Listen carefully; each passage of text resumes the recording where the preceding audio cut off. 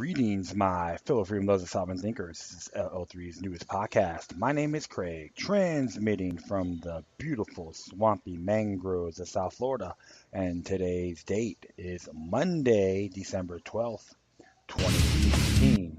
And oops, sorry about that. I fumbled. But yeah, so actually I'm along the New River. I'm in this place called CJ's Coffee Lounge. Pretty cool place. It came out actually opened up All Saints Day, November 1st of this year. And it used to be where the club Squeeze, infamous little alternative nightclub, little dark, but had a lot of fun. Just renovated, made some luxurious skyscrapers. However, the folks here are pretty cool, down to earth, young folks, and they let pets in. So you bring your dog, have a cup of Joe, and some wings and all that, and you won't be disappointed. Nice little place. So you hear some music in the background and all that, which is all good. Yeah, I'd like to give a shout out to my comrade who is heading to Standing Rock, Al Suarez. He has his own little blog talk show, revolutionary kind of guy. It was fun and cool about him is like we have our disagreements, but it actually comes out as more of an honorable discussion because he's never want to stop learning, and so is myself. And we do love and respect one another. He's going to Standing Rock, and hopefully he be there with a lot of his other allies. And hey, man, be safe out there, my brother. I love you, and keep me posted, okay? So yeah, of course, CNN, the Comedy News Network, is actually putting on stuff on more Trump fetish, Trump this, Trump that. Go blame the Russians, blame the Russians. I'm like, come on, more a distraction than you could shake a stick at. But yeah, this just me makes me laugh when I observe a lot of these things, and but it's nothing new at all. So my dog's chilling. He had to take a leak, but he's doing great. He's happy to be roaming around the streets of Fort Lauderdale. People were chatting with them and said, "Hey, what's going on?" So it's nice to see that.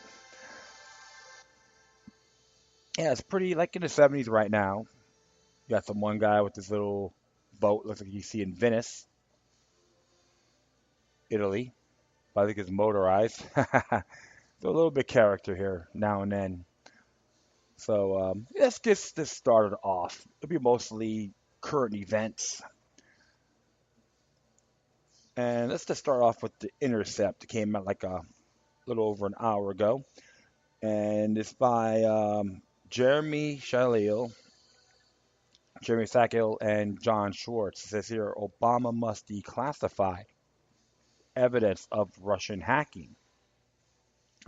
So it's interesting here what it says here. It says, here are the two political history's great constants. First, countries meddling in the internal affairs of others, both enemies and friends. And second, bogus charges from faction in one country that foreigners are meddling in its internal affairs to help another faction. Both are poison for any country that wishes to rule itself. So, if we're serious about being a governing republic, we have to demand that President Obama declassify as much intelligence as possible that Russia may have intervened in the 2016 presidential election. Taking Donald Trump's position that we should just ignore the question of Russian hacking and move on would be a disaster. Relying on a hazy war leaks from the CIA, FBI, and various politicians and their staff is an equally terrible idea. A congressional investigation would be somewhat better, but that would take years, like the investigation of the intelligence on Iraq and weapons of mass destruction would be fairly compromised by Democrats and politically timidity and GOP opposition. The only path forward that makes sense is for Obama to order the release of much as evidence as possible underlying the reported high confidence of U.S. intelligence agencies that Russia both intervened in the election and did so with the intention of aiding Trump's candidacy. Intelligence agencies hate often with good reason, to publicly reveal how they obtain information or even the information itself, since it can make it clear how they got it.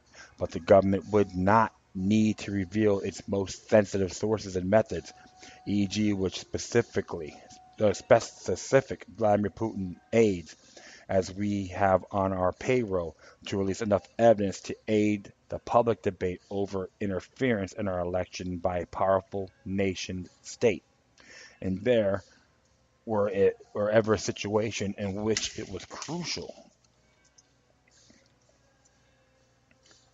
Sorry about that. Looks like I dropped my glasses. To lean in a direction of more rather than less disclosure on its now. Obama should make that clear to the intelligence agency that if forced to, he is willing to wield his power as president to declassify anything he deems appropriate. The, the current discourse on this issue is plagued by partisan gibberish.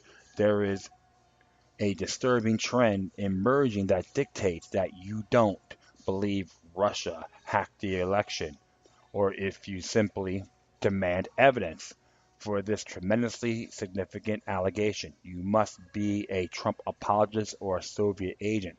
The reality, however, is that Trump's reference to the Iraq War and debacle over weapons of mass destruction is both utterly cynical and perfectly valid point. U.S. intelligence agencies have repeatedly demonstrated that they regularly both lie and get things horribly wrong. In this case, they may be well corrected, but they cannot expect Americans to simply take their word for it. It also the case that the U.S. has a long history of interfering in other countries' elections, and far worse, the U.S. has overthrown democratically elected governments the world over. In fact, in 2006, Hillary Clinton criticized the George W. Bush administration for not doing something to determine who was going to win in Palestinian elections. It would not be shocking in the least if Russia sought to interfere in the U.S. electoral process. But let's have some proof. In his farewell address in 1796, George Washington wrote that, "Against insidious wiles of foreign influence, I conjure you to believe me, fellow citizens, the jealousy of a free people ought to be constantly awake, since history and experience prove that foreign influence is one of the most baneful foes of republican government. But that jealousy, to be useful, must be impartial, else it becomes the instrument of their very influence to be avoided instead of a defense against it." This was good advice then. It's good advice now. We have to force our politicians to take it seriously. And if it comes to pass that the U.S. government refuses to back up these serious claims with evidence, then perhaps a patriotic whistleblower will do the public an important service. Here's our offer at The Intercept. If anyone has solid proof that Russia interfered with U.S. elections, send it to us via secure drop, and we will verify its legitimacy and publish it. Absolutely. You're going to blame the Russians for the election? Where's the merit? That's the name of the game. Where is it? That's why everyone, including during debates to Hillary Clinton, people should ask, you have your merit? You said they hacked the elections? Prove it. Instead of talking, prove it. Show me. It better be damn authentic. This is why, my friend, when you hear all these fake news propaganda, which it is, it's garbage, because the mainstream networks are embarrassed, humiliated, and they look like ultimate heels. So I have to agree with Jeremy, and so I'm just a little bit tired here. Jeremy and John Schwartz on this article because you make these claims, back it up. No ends, ifs, or buts. All right, next one here. Speaking of fake news, this is from Blitzkrieg.com. I think it's Tom Krieger, that's his name, libertarian-minded individual. It says here, did the Washington Post once again promote fake news with regard to Russian election interference? In recent historical tirades against the ambiguous plaque of fake news, mainstream media outlets are engaged in well-known psychological practice known as projection. Here's a quick description of psychological projection. Psychological projection is a theory in psychology in which humans defend themselves against their own unconscious impulse or qualities, both positive and negative, by denying their existence in themselves while attributing to them to others. For example, a person who is habitually rude may constantly accuse other people of being rude. It incorporates blame shifting. It's like a defense mechanism, what would you say? It's like there's people I know who are like that. This appears to be precisely what the mainstream media has been obsessively engaged in ever since Hillary Clinton's embarrassing but entirely understandable election loss.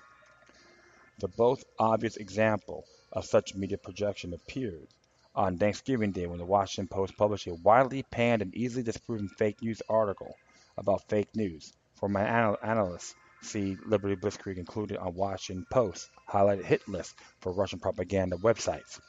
Although a full retraction of what have been the appropriate response for any paper with ounce of integrity, the Washington Post has no integrity.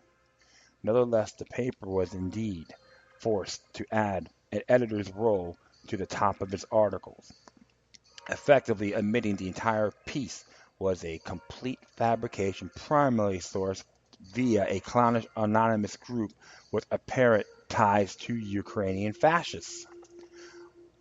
Undaunted, Washington Post went ahead and published another blockbuster article this past Friday, and the same piece was published by some random alternative media blog. It would have immediately been dismissed and substantiated fake news by the endlessly chattering, terminally wrong mainstream media punditry class.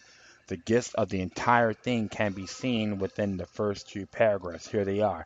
The CIA has concluded in a secret assessment that Russia intervened in the 2016 election to help Donald Trump run the presidency, rather than just to undermine confidence in the U.S. electoral system, according to officials briefed on the matter.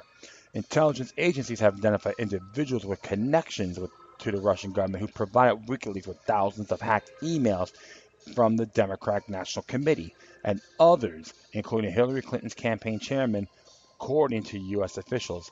Those officials described the individuals as actors known to the intelligence community and part of a wider Russian operation to boost Trump and hurt Hillary's chances. Let's start with the first paragraph. This entire story is based on comments of anonymous officials who are likely Democratic senators or possibly even a warmongering neocon Republican or two like John McCain or Lindsey Graham. The reasons these officials went to remain anonymous is because if we knew who they were, their real motivations would become apparent to most. One of the most likely sources on the Democratic side is Harry Reid, who has a storied history of inventing things for political gain with zero remorse. For example, let's take a look at excerpts from an article published by the Washington Post in September. Harry Reid lied about Mitt Romney's taxes. He's not sorry. Still not sorry. One of the strangest instances of the 2012 election presidential campaign was when the Senate Majority Leader Harry M. Reid accused then Republican presidential nominee Mitt Romney of having not paid any taxes over the past decade. That Reid made an allegation from the floor of the Senate. Made it even odder. The problem with Reid's allegations, it is just not true.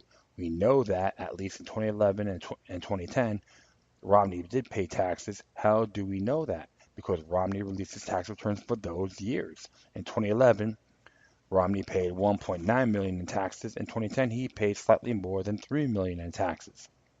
Yet Reed, the Democrat from Nevada, not only refuses to retract the allegations, but only seems to take pride in it.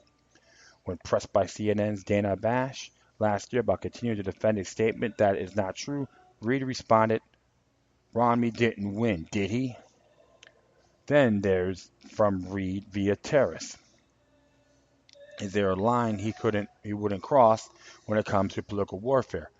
I don't know what that line would be, Reed said. Go figure. Reed's a stooge, okay? Harry Reid was one of the Washington Post's sources. Sources? I'd certainly like to know, especially considering his history of lying. That's why it's so important to have actual named sources as opposed to anonymous officials. Readers need to be able to ferret out the credibility of sources for themselves, particularly when it comes to a story of such national importance. But the Washington Post doesn't want its readers to come to their own conclusions. It wants to tell them what to think. Talk about fake news? Oh, absolutely, my view, right? Moving on to the second paragraph, the paper notes intelligence agencies have identified individuals with connections to the Russian government who provided WikiLeaks with thousands of hacked emails. This is an incredible claim, and incredible claims demand incredible proof. Yet the Washington Post provides no such proof. On the other hand, the former UK ambassador to Uzbekistan, Craig Murray does have something to say about it. From the piece, CIA's absence of conviction. I have watched the incredulous as the CIA's blatant lie has grown and grown as a media history. Blatant because of the CIA has made no attempt whatsoever to substantiate it. There is no Russian involvement in the leaks of emails showing of Clinton's corruption. Yes, this rubbish has been led today in the Russian Post and the U.S. and the Guardian here, and was the last item of the BBC main news. I suspected that it is leading to the American broadcast also.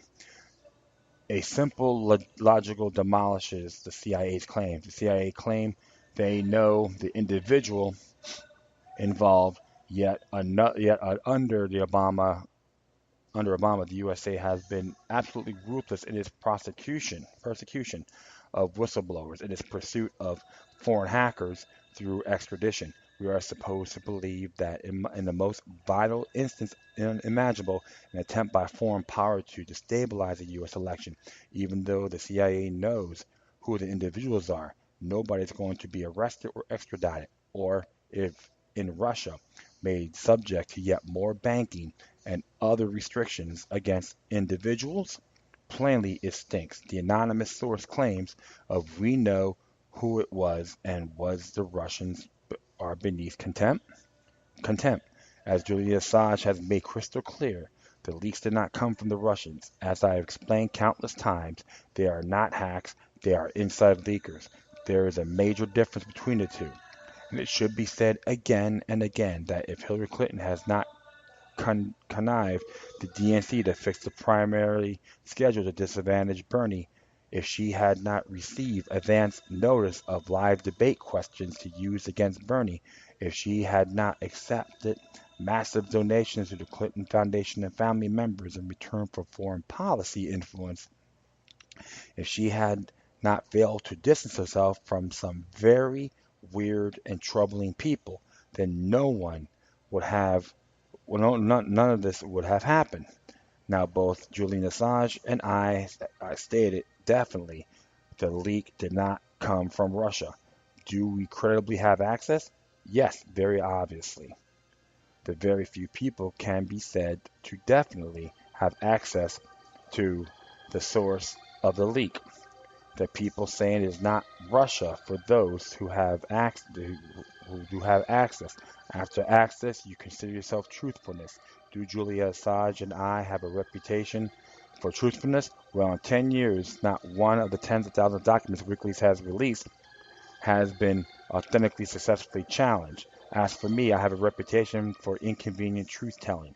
The contrast to this, to the credible sources Freeland relies on, what access do we have to the whistleblowers? Zero. They have not the faintest idea who the whistleblower is. Otherwise, they would have arrested them. What reputation do they have for truthfulness? It is the Clinton gang and the U.S. government, for goodness sakes. In fact, the sources any serious journalist would have would view as credible give the opposite answer to the one Freeland wants. But in what passes for Freeland's mind, credible is 100% synonymous with establishment. When he says credible sources, he means establishment sources. That is the truth of the fake news meme. We are not to read anything unless it is officially approved by the elite and their disgusting, crawling horrors of stenographers like Friedland. Craig Murray is a close associate of WikiLeaks founder Julian Assange, so he should have a better insight into the origin of the email leaks than, say, Democratic senators. Not according to Washington Post, however, which proudly parrots the opinions of anonymous sources to its gullible readers. I suppose the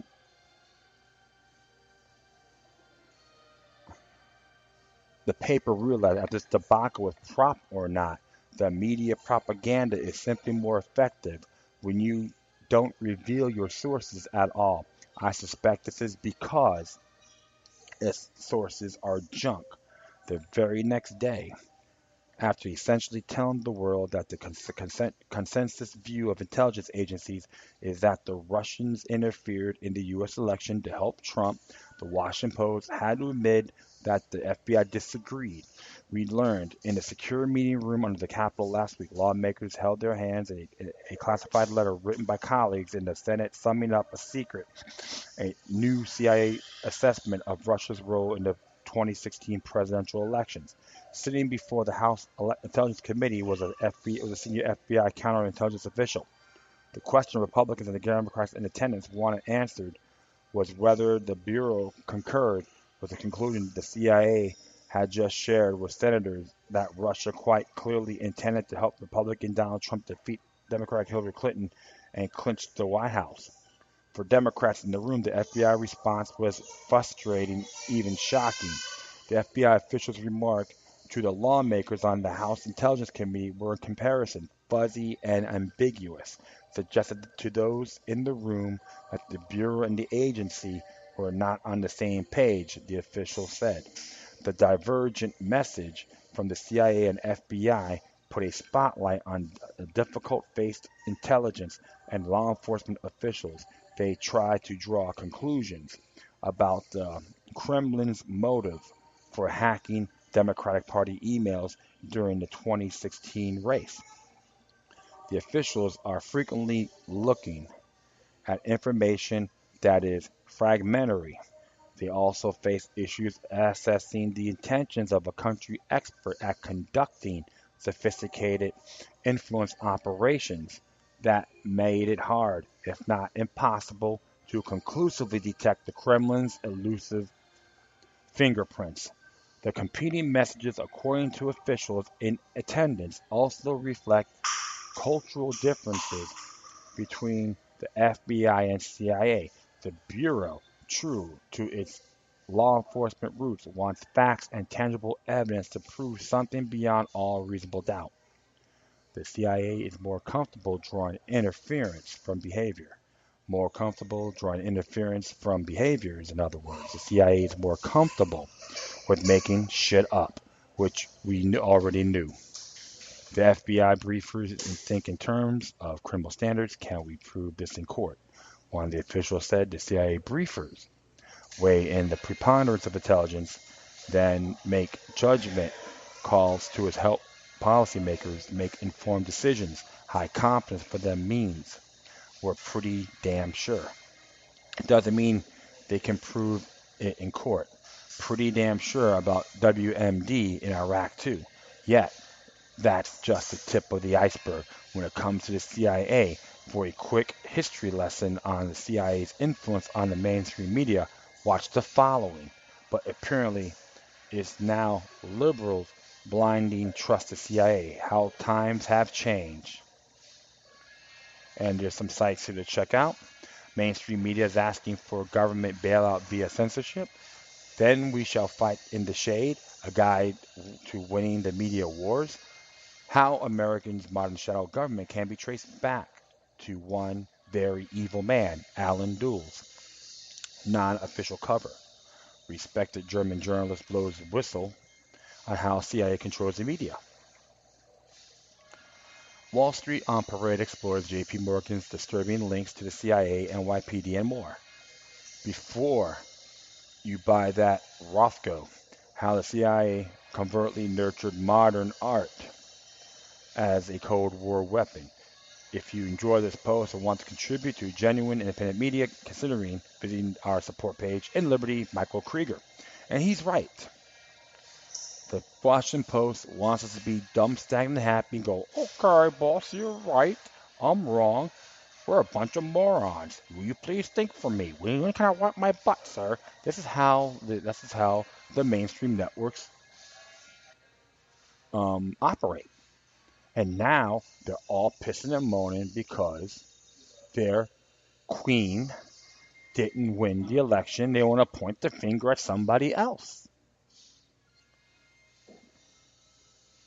See, they got to look in the mirror.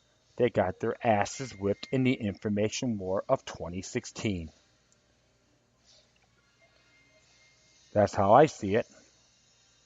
But you think I'm going to sit back and like say everything's going to be rosy dozy for President Trump? Hell no. We got to put his feet to the fire and everyone else in Congress as well. If we find these laws, what they're doing is illegal, unconstitutional, it's null and void. We'll use the 10th Amendment. If they don't like it, too effing bad. But pointing the fingers and witch hunting is the road to blowback. That's to the Washington Post. And you know what? Most of their articles suck anyway.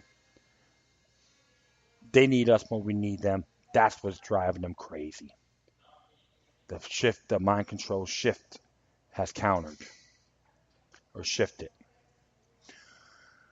Well, we're gonna do another thing on prop or not on fake news. And this is by Kirk Nemo, came out December 9th on Newsbud.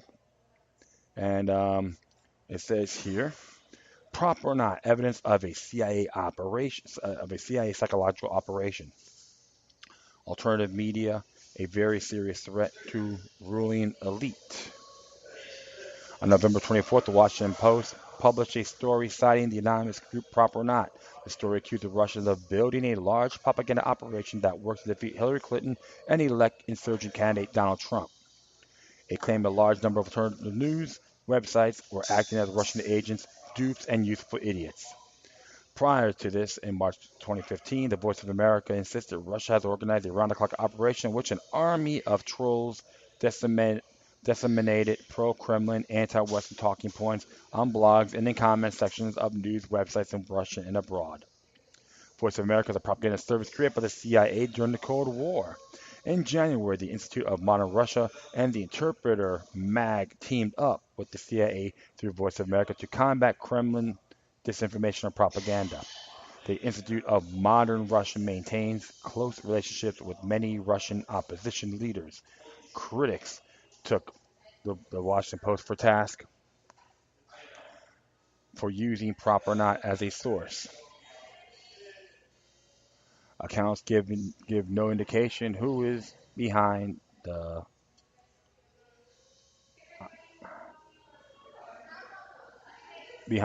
effort. Despite this, the Post cited the site to make the argument many alternative websites are fake news sites, sites working in tandem with the Russians. PropOrNot has all the hallmarks of an intelligence operation run by the CIA, FBI, or one of a number of other intelligence agencies. The fellow terror attacks of September 11, 2001, the official narrative pushed by the government and echoed dutifully by the establishment media, claim Osama bin Laden and al-Qaeda masterminded the attack from a cave in Afghanistan. This is other elements of the official narrative were criticized, primarily by the alternative media. The government and its propaganda media dismissed the criticism of the official narrative and began criticizing critics as conspiracy theorists. Of course, they said Come here. Okay, no problem. All right, thanks. All right.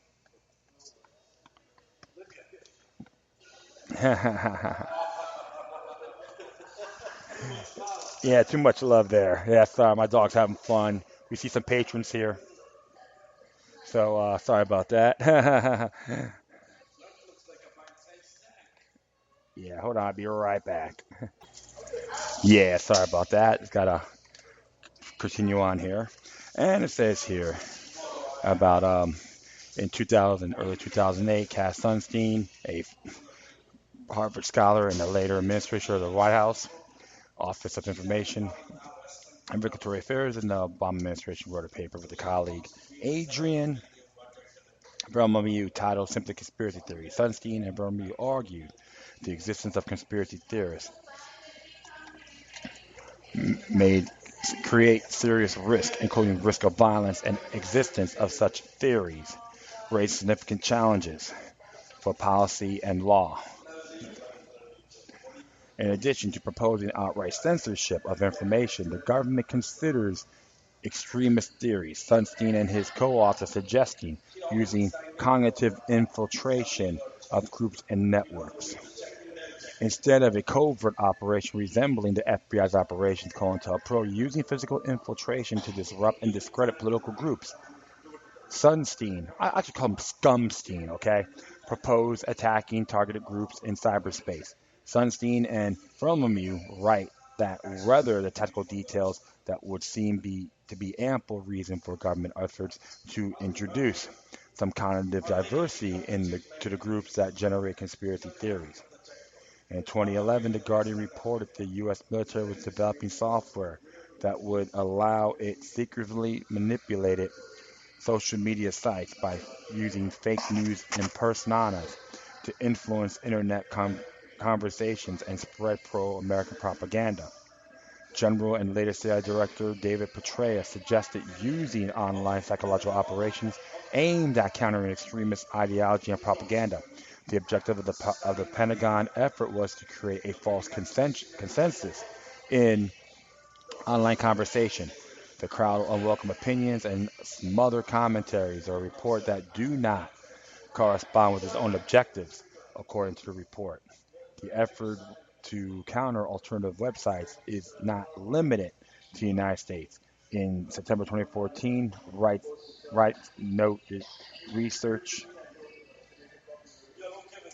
and author Gary Mazian, British government creates the 77th Brigade, a unit established to counter foreign propaganda. The brigade will be made up of warriors who don't just carry weapons, but they're also skilled in using social media such as Twitter and Facebook and the dark arts of PSYOP, psychological operations, the BBC reported last January. The unit works with British intelligence through MI6 and collaborates with the What's 361st Civil Affairs Brigade of the U.S. Army. These military units were used to disrupt Western websites trying to establish the truth. On September 11th, the war against Syria, Mazian, writes Mazian. MI6 is also involved in European effort to undermine Russian and alternative media. In March 2015, the European Council asked High Representative Federica Mogherini to prepare a plan of strategic communication to denounce the disinformation campaigns of Russia about Ukraine. The following month, Mogherini created within the European External Action Service a strategic information unit headed by Giles Portman, a British MI6 agent. It provides an anti-Russian propaganda to European news services. Others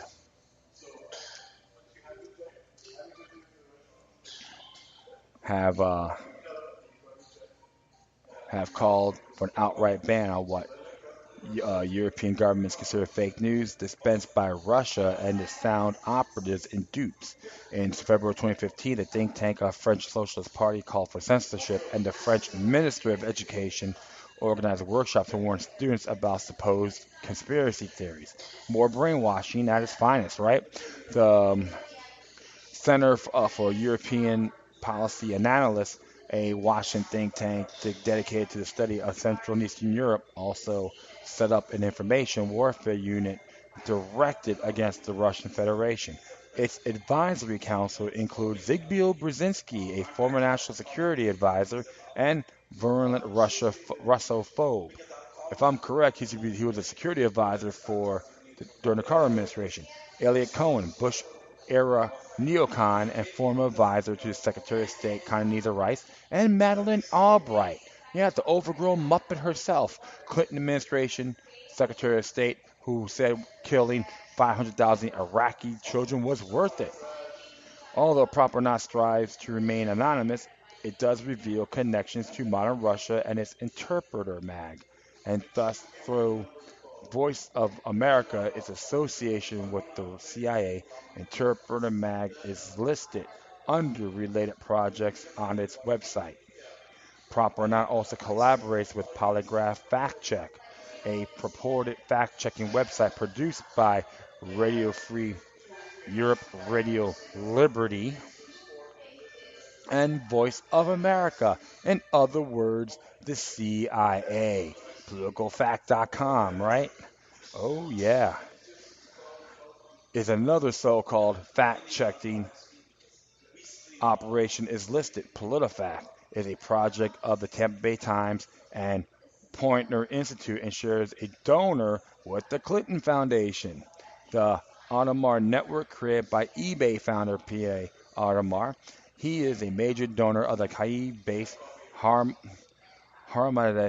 TV, the symbol of the info wars between Moscow and the Western world, according to Forbes. The effort is also supported by the U.S. State Department, a number of European governments, and NGOs involved in Ukraine prior to and after the U.S. sponsored coup. Props or not connections indicate the website and its efforts to take down alternative media is a project initiated by the establishment and likely a psychological operation directed by the CIA, either directly or through a circle of private contractors. The defeat of Hillary Clinton has nothing to do with the effectiveness of Russian propaganda. More accurately, Clinton's election loss is a direct result of her corruption and deep insider status. The alternative media played an instrumental role in exposing Clinton's criminality and her penchant for war and mass murder, primarily in Libya and Syria. Absolutely, I back that up 100%, my friends. The alternative media has done an effective job of exposing crimes of the elite and its political class, and this news coverage did, in fact, have an impact on the election. The alternative media is a serious threat to the ruling elite. It no longer controls the flow of information. Its propaganda is now directly challenged on a basis. The Washington Post and the establishment have latched on to the ludicrous PropOrNot campaign to denounce alternative media as some sort of nefarious Russian plot to undermine the political system in the United States. Despite this, millions of Americans continue to read alternative news and make their own informed decisions, a trend that has set off alarm bells in the deepest recesses of the establishment. Absolutely, my friends. I think this is fantastic. That's why I always tell folks that we are whipping their asses in the information war. And now a lot of folks thought I was crazy, but not anymore. And I'm not going to toot my horn either. I'm just another chap, you know. There's others out there risking their own necks. I'm just like the messenger to Paul Revere, like many others who will do podcasting and um, other, I'll say, organic websites and news sites, etc. So this is what's driving them crazy. Because here's the thing. These folks make a living. A lot of us are doing it on our own dime or take donations. You say I'm one of them. And you know what? That's fine by me. If they want to blame me for the loss of Hillary Clinton, I'll wear that with a badge of honor. I'm not saying I'm a Trump supporter, just giving you that. You can blame me for it. I don't give a damn. 'Cause I think it's a great thing what's happening. So we gotta be persistent, vigilant. In other words, keep them on their toes. All right. All right. Next one here. It's interesting. I had to bring this up. It's from blogs findlaw.com. And it talks about patent infringement can't give rise to antitrust liability. Fifth Circuit rules. The Fifth Circuit Court of Appeals let the air out of a $340 million verdict against a syringe manufacturer, sending the case back to the trial court for recalculation of damages. The court reversed the antitrust portion of the verdict, but upheld a false advertising claim. As a result, the trial judge will have to undo damages that were awarded under the Sherman Antitrust Act and determine any potential damages under the Lanham Act. Becton Dickinson and Company, the largest manufacturer of syringes in the country, still faces substantial liability for falsely advertising that it had the world's sharpest needles and that it had the lowest waste space. First, patent infringement, which operates to increase competition, is not any competitive conduct. The appeals court said in reversing the antitrust decision. Second, the justice said the false claims advertising the false advertising claim was non-existent for antitrust claim. Damages for TBD or BD. The court upheld the conclusion that Becton Dickinson falsely advertised the syringes at issue in the case, but not the damages calculation. The jury said Retractable Technologies, Inc., or RTI to Anchor, a major competitor in the market, suffered deception damages exceeding $113,500,000 and found liability on all misrepresentations of the antitrust law. The parties had sought legal battles over the business in the past. They settled a similar antitrust and disparagement suit in 2004, with BD paying RTI $100 million. Then, the parties executed a mutual release of claims, which occurred on or at any time prior to the agreement. A mere $7.2 million admission.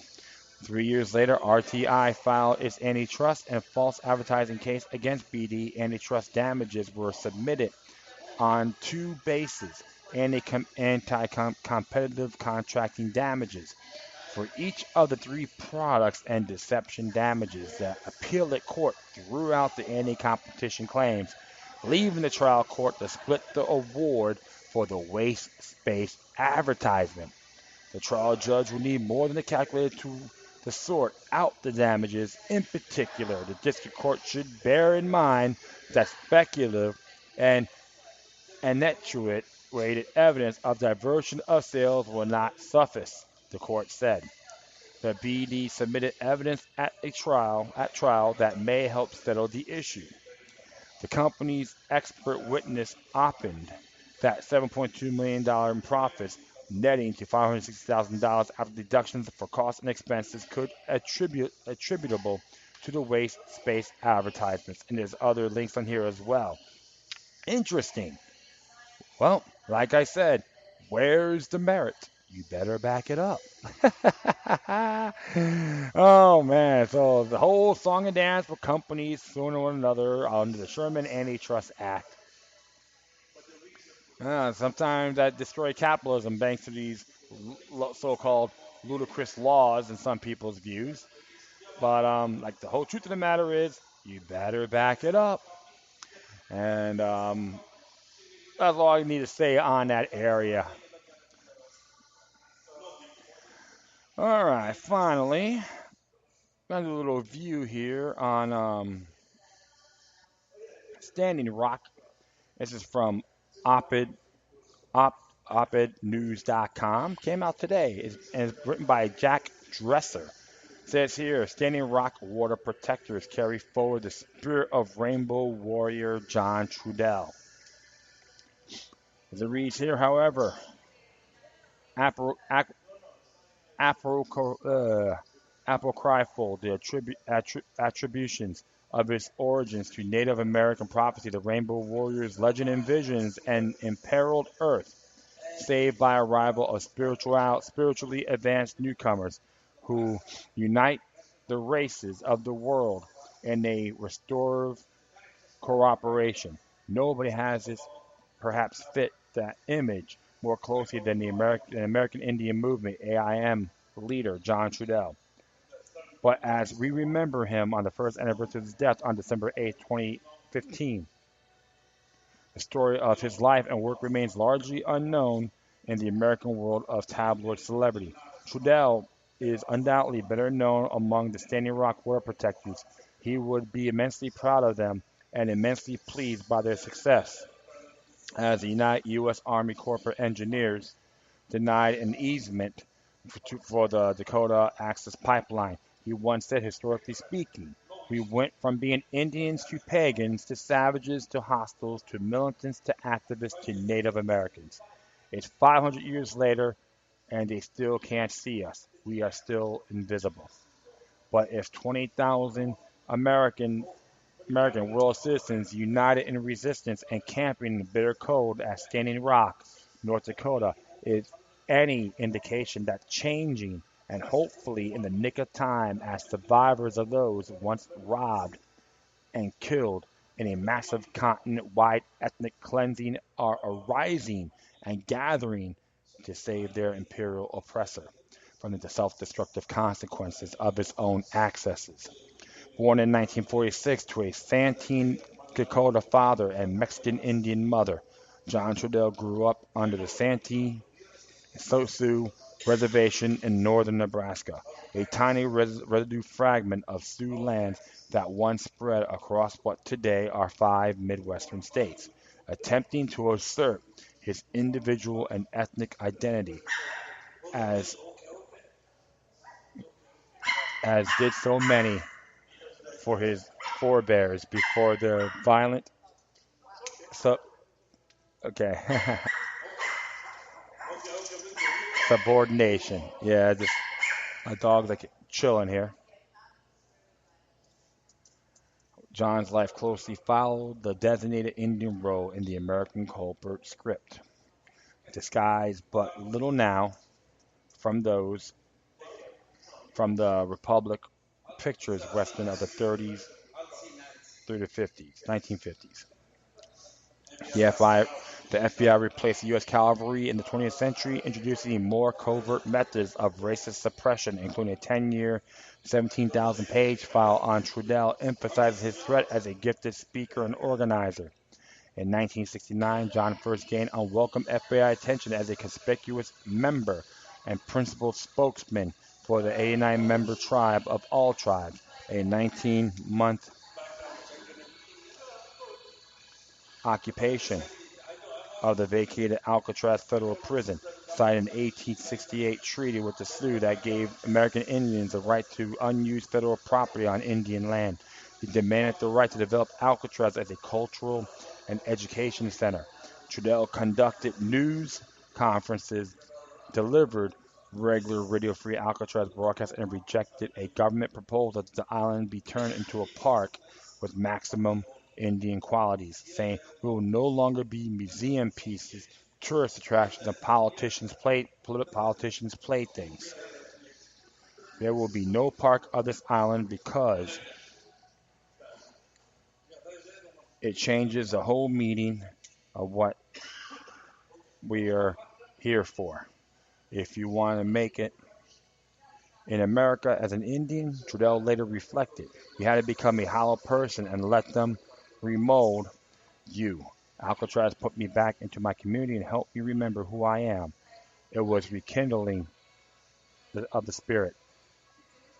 As an organizer of the Trail of Broken Treaties occupation of the Washington, D.C. Bureau of Indian Affairs Office, John became a national chairman of AIM in 1973, following the 71-day standoff with federal marshals and FBI agents by Oglala Lakota and AIM activists occupying Wounded Knee, South Dakota, on the Pine Ridge Indian Reservation, protesting the U.S. government treaty violations and interference in a tribal dispute. Trudell testified in the 1974 trials of two defendants, AIM leaders Dennis Banks and Russell Means, accused of conspiracy and assault, who were both acquitted on grounds of government misconduct. In 1979, Trudell went too far, stretching the patience of his colonial masters by beyond tolerable limits by burning an American flag on the steps of the FBI building in Washington, D.C., declaring the flag desecrated by government's treatment of American Indians and other targeted minorities. Within 12 hours, a fire destroyed their family home on the Shoshone Powhatan Reservation on the Nevada-Idaho border, burning to death his sleeping pregnant wife Tina, three young children, and mother-in-law. He had received a previous warning transmitted indirectly that his family would be killed if he continued his work for Indian rights. The awful message was clear. The obvious, vengeful government atrocity was intended to intimidate other AIM activists, unafraid for their personal safety, who would nevertheless not risk the safety of their loved ones. It is noteworthy that the FBI declined to conduct an arson investigation. To deal with this unspeakable tragedy, Trudell turned inward, developing his considerable expressive talents for poetry, music, and performing arts. His work in feature films, including Thunderheart in 1992, with Sam Shepard and Val Kilmer, based on loosely on events leading to the final U.S. Cavalry defeated the Plain Indians at Wounded Knee, South Dakota in 1890, and Smoke Signals in 1998 on Sherman's Alexie's comic novel about reservation life, the first feature film written, directed, co-produced, and starring American Indian performers, which uniquely humanized contemporary Indian culture viewed through their own eyes. To most directly to meet John Trudell, who emerged from his ordeal, I visit his haunting performances on YouTube, integrating tribal and other inventive musical motifs, visual images, and spoken words. While we honor John Trudell's transcendent creative spirit, we must soon learn to similarly honor the Earth's protective spirit of the indigenous societies we treated with the same racist savagery inflicted on his family. He is an estimate 10 to 12 million indigenous North Americans in 1492 increased at the rates of the world's other people. They might now number 100 million, but only 5 million remain today. So while treading the asphalt and observing candidates for high political office in settler colonial America that displaced wiser culture, I heed his words, protect your spirit because you are in the place where spirits get eaten. And it's a website too. You check it out. It's on www.al-nakba,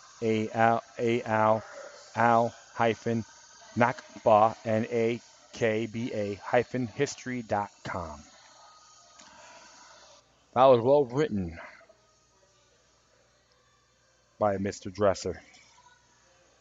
And it's just another example of how tyranny affects them. And it's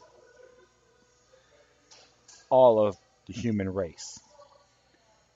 They don't like freedom lovers, sovereign thinkers. They don't like people who contemplate critically, articulate, inspire. They don't like to see folks be dumb, stagnant, and happy and just becoming their little playthings, their numbers.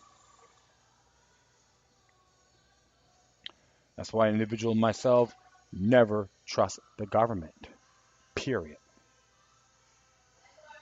And I said it in the past, I always stress this. Government in Latin means control of the mind. And Mr. Trudell experienced that firsthand.